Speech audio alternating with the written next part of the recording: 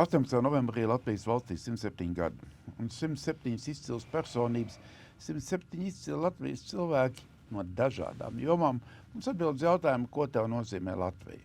Un šodien šo jautājumu atbildēs Saftehnikas valdes priekšsēdētājs Normons Bergs, kur mēs pazīstam kā, es teiktu, vienu no tiem, kas visvairāk eksportē Latviju, Latvijas produktu pasaulē, jo kas var būt vērtīgāks par intelektuālo pienesumu. Izstāst, ko tev nozīmē Latvija? Vai ne? Tas ir brīnišķīgs jautājums, uz kuru īstenībā nemaz tik viegli atbildēt nav. Īsā atbilde ir, Latvija ir mājas. Mājas, kurās tu atgriezies, un es stipri daudz esmu braukājis apkārt pa pasauli, arī uz ilgāku laiku, un tā ir vieta vienmēr, kur atgriezties. Tās ir mājas. Tā ir vieta, ko tu pazīsti, tie ir cilvēki, ko tu pazīsti, tā ir piederības sajūta, kopumā tādai diezgan mazai ciltī. Jā. Latvija ar to, ka viņa ir maza, ir ar tādām brīnišķīgām, ļoti daudzām priekšrocībām. Pirmkārt, tu vari ārpusē sarunāties kodā, ko neviens nesaprot. Tas ir latviski. Ja? Un tur ir ļoti interesanti brīvības sajūta. Es domāju, ka nevienai no lielajām nācijām šādas nav, kas var parunāties Ņujorkas metro, pilnīgi pa jebko pietiekoši skaļā balsī un būt visnotaļ droši, ka šī saruna paliks tikpat intīma, kā runājot meža vidū. Mazai nācijai ir vēl viena brīnišķīga priekšrocība, ja tu strādā šeit, un tavs tirgus ir visplašā pasaule. Un tad ir tā, ka tu brauc dažādās vizītēs, kopā ar prezidentiem, kopā ar premjeriem, tu automātiski nonāc pie prezidenta vai premjera uzņemošā valstī. Un tas ir tā kā liftā. Jūs iedomājaties, cik liela iespēja ir ķīnietim tikties ar Ķīnas prezidentu. Cik liela iespēja indietim ir tikties ar Indijas premjerministru. Ja? Man šīs laimes ir bijušas, ja? Vai atrasties vienā istabā ar Amerikas prezidentu, ar kādu no. Tas ir tas Latvijas mazums īstenībā var būt arī milzīgs spēks. Ja? Tas tev iedod tādu ļoti lifta sajūtu. Ka tu vari daudz ātrāk nekā, teiksim, citi pasaules iedzīvotāji nonākt tuvāk šiem te lēmumu pieņemējiem. Tādēļ, ka Latvija mums ir sava valsts. Ja? Un tad vēl tāda lieta pa mājām, kā vienmēr tu atgriezies, un no vienas puses, tu redzi, tur ir kaut kāds netīrs stūris, kur šī lieta nav izdarīta. Bet tajā pašā laikā nav īsti labākas vietas, kur, sēdēt kafejnīcā ar publisko internetu. Nav labākas vietas ar mobilo pārklājumu pasaulē. Man gribētos teikt, nav labākas vietas arī par e-pārvaldi. Ja? Tur kaimiņi igauņi ir daudz vairāk ieguldījuši sabiedriskajās attiecībās. Ar ko kāmītis atšķiras no žurkas. Ja? Jā, mēs to zinām. Kāmītim labāks PR. Bet principās vairs tas pats. Jā.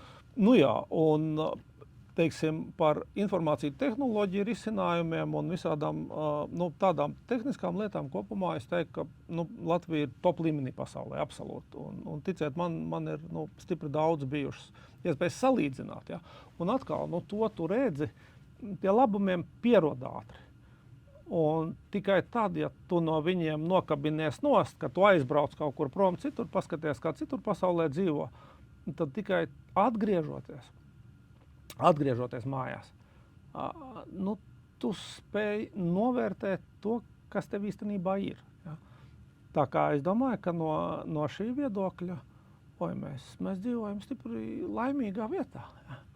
bieži paši par to neaizdomājoties, bieži plēšoties un ņemoties savā starpā, bet es domāju, ka tas arī ir, tik pa brīdim rodas tāds īgnums. Johaidī, kā var pa visādiem sīkumiem tik šausmīgi plēsties, nezinu, šī gada tur pēdējā vissvaigākā tur, politiskā neproblēma Stambulas konvencija. Un tad tu atceries, nezinu, kā tas izskatījās 14. gadā, kad Krievi pirmoreiz iebruka Ukrainā un īpaši pēc 22. gada pilna mēroga iebrukuma. Kopumā tā sabiedrība konsolidējas, ja? Arī politiski konsolidējas. Es domāju, tas, kas latviešiem, vienmēr, jebkurai nācijai kopumā, tev vajag kamēr tu kasies pa savu smilšu kasti, vienmēr plēsīsies savā starpā. Vienam spainītis, ne tāds, citam lāpstiņa. Tanī brīdī, kad atnāk kaimiņu zēni, vai tanī brīdī, kad atnāk kaut kādas ārējas briesmas, es domāju, ka latvieši ir spējīgi ļoti ātri nomest to kašķi malā un konsolidēties. Un to mēs esam redzējuši atkal un atkal. Ja? Droši vien, kā pagājušā gadsimtā 3 vai 4 reizes. Jā, mēs to redzējām 80. gadu beigas, 90. gadu sākums, visas šīs dziesmotās revolūcijas un tā. Mēs to redzējām, mēs neredzējām, bet lasot vēstures grāmatas, tas ir Pirmais pasaules karš, Latvijas dibināšana un tā. Un vēlreiz pa mājām, šīs te mūsu patreizējās mājas īstenībā ir visilgāk, visvecākās, ja. Pirmā Latvija patiesībā bija 20 gadus, ja, no 20. līdz 40. Mūsējā šobrīd jau ir 35. Ja. Un es domāju, ka tā ir liela laime. Spēt dzīvot savā valstī tādos apstākļos, kādi mums ir, un ar visu rīvēšanos, kašķēšanos, plēšanos, tomēr turpināt būvēt tās savas mājas, ja, mūsu mājas. Es tomēr tev gribu vēl izspiest, lai tu pasaki, kā mēs varētu neapstāties tādā IT, ka tu saki, mēs esam viena no labākajām, bet lai mēs neapstātos šajā līmenī, bet turpinātu būt viena no labākajiem, bet varbūt vēl atrautos.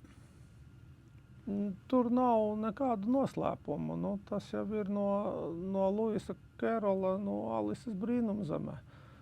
Lai tu spētu nostāvēt uz vietas, tev ir jāskrien. Un, lai tu spētu tikt uz priekšu, tev ir jāskrien vēl ātrāk. Ja?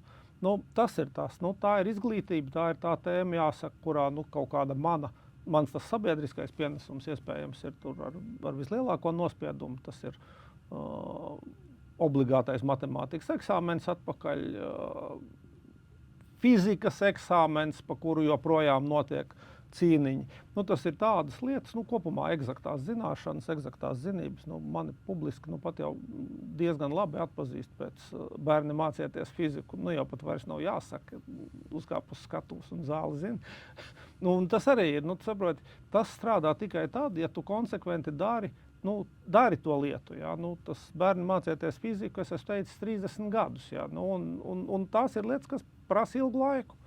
Un ir jābūt pacietīgam. Ļoti daudzās lietās ir jābūt pacietīgam. Un es domāju, ka arī pirms 20 gadiem, pirms 25 gadiem, kad bija ideja par Latviju kā IT lielvalsti, ja, tas Jurim Borzovam pieder patiesībā, to var pasaukt viņu arī šeit. Es domāju, ka galīgi nebūtu slikti, es viņu uz ielas satiku šodien. Viena daļa sabiedrības smējās, ja, kā tas būs, ka pēkšņi, 3-4 tūkstoši studentu Latvijā katru gadu iegūs ļoti labu IT izglītību. Un iegūst arī. Un kopumā Latvija ir ļoti, ļoti liela sava intelekta, ja, savu intelektuālo produktu eksportētāju. Un tas ir tāds, vajag kādu ideju un vajag pacietību un neatlaidību, jo tas ir tas, kas ir pats svarīgākais, es domāju, kaut kā būvēšanā, tādēļ, ka īpaši sarežģītākas lietas, viņas nenotiek vienā dienā, nekādi. Ja. Un visbiežāk viņas nenotiek arī vienā saeimas sasaukuma laikā. Un tā ir tā trakā problēma, ja, ka Kur nu vēl vienas valdības laikā. mēs ļoti gribam tos nekavējošos rezultātus, bet daba ir tā iekārtota.